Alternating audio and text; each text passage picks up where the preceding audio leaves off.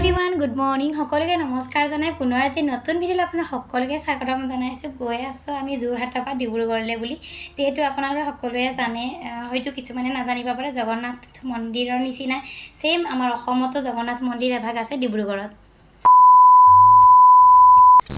So আহি আমি পাই গলো ডিব্ৰুগড় তিনচুকীয়া বাইপাছ ৰোড আৰু বাইপাছ ৰোডৰ একেবাৰে ওচৰতে আমাৰ জগন্নাথ মন্দিৰ ভাগ আছে সো লেফট সাইডত আপুনি অকমান ভালকে যদি চাইছে দেখিব পাইছে মন্দিৰ ভাগ অকমান দেখিছে বহুত বেছি ধুনীয়া পৰিবেশ কি বুলি কম আৰু বহুত বেছি মানে শান্তিপূৰ্ণ ঠাই বহুত ধুনীয়া আপোনালোকে যদিহে আহা নাই আহিব অসমতে আমি জগন্নাথ মন্দিৰৰ নিচিনা সেম টু সেম আমি দৰ্শন কৰিবলৈ সৌভাগ্য পাইছো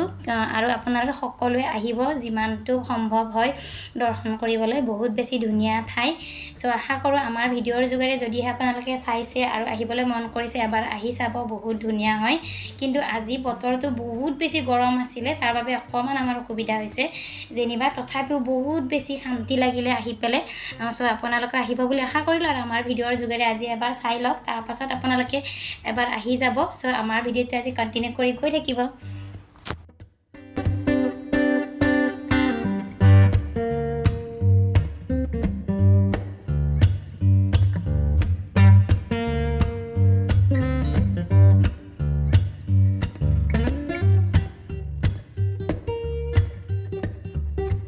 আৰু এফালে চাব পাৰে সন্মুখ ভাগ ইয়াতে ঘুমোৱাৰ আগতে মই বাহিৰ সাইডটো অকমান দেখাই দিছো সকলোবোৰ দেৱ দেৱীৰ মূৰ্তিৰে ভৰপুৰ বাহিৰৰ সাইডটো এফালে বাহিৰৰ দুইটা সাইডতে আছে মই হেতু সাইডত যোৱা নাই লেফট সাইডত যোৱা নাই ৰাইট সাইডৰ খিনি অকমান দেখাই দিছো সকলোবোৰ মূৰ্তিবোৰ ধুনীয়াকৈ আছে কিয়নো বহুত বেছি ৰ'দ দি আছিল সেইকাৰণে লেফট সাইডত নগলো মই ৰাইট সাইডৰ খিনি অকমান দেখাই দিছো আপোনালোকক চাব পাৰে কিমান ধুনীয়াকৈ বনাই থৈছে বহুত বেছি ধুনীয়া হয় সো লেফট সাইডৰ এইখিনি অকমান দেখাই দিলো ৰাইট সাইডতো সেম বেলেগ দেৱ দেৱীৰ প্ৰতিমূৰ্তি তেনেকৈ থোৱা আছে আৰু এইফালে মই ৰাইট সাইডৰ খিনি অকমান দেখাইছো আপোনালোকে চাব পাৰে দূৰলৈ আছে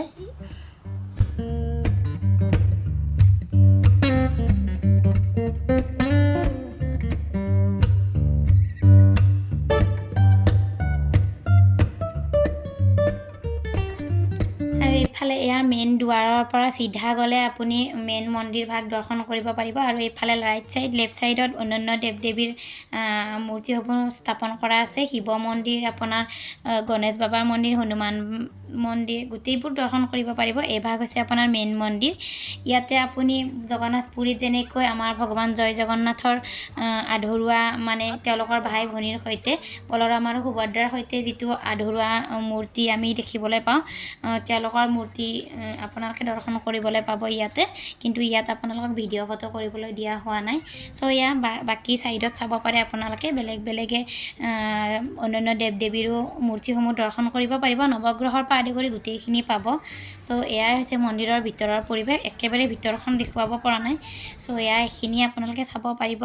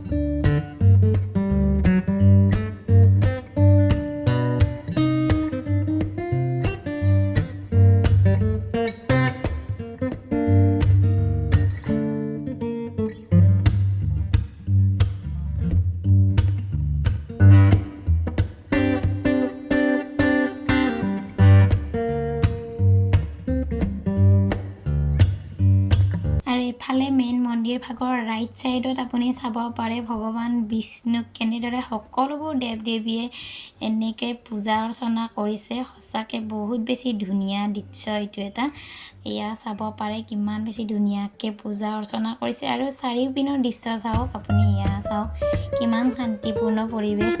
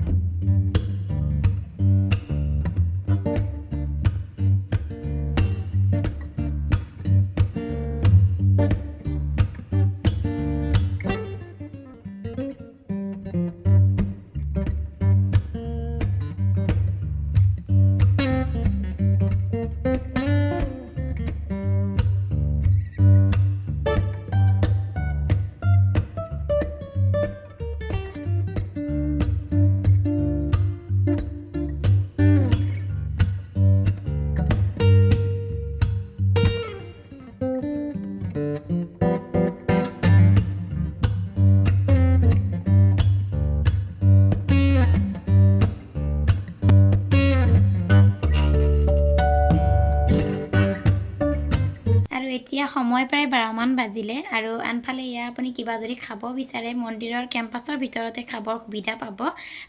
লেফ্ট ছাইডত গৈ আপুনি মন্দিৰৰ তাত আপুনি চাহ পৰঠা কি খাব বিচাৰে ৰাতিপুৱাৰ আহাৰ গ্ৰহণ কৰিব পাৰিব।